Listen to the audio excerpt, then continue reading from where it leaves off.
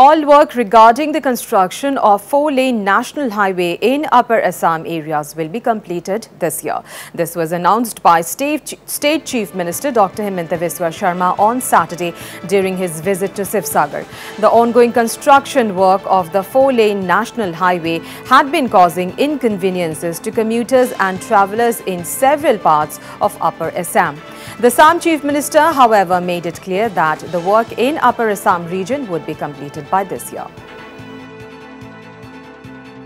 তেওঁলোকে মোক জনোৱা মতে আৰু মই এটো বিষয় ৰিভিউ কৰি আছো তেওঁলোকে মোক কৈছে স্যাৰ এই বছৰত আমি ন্যাশনাল হাইৱেটো সম্পূৰ্ণ কৰি দিম গতিকে মই ভাবো যে এই বছৰত এই ন্যাশনাল হাইৱেটো সম্পূৰ্ণ হ'ব ডিসেম্বৰত তেওঁলোকে শেষ কৰিব পাৰিম বুলি মই এটা ধাৰণা কৰিছো এই বছৰটো দিছে যেহেতু মই ভাবো এই বছৰত শেষ হৈ যাব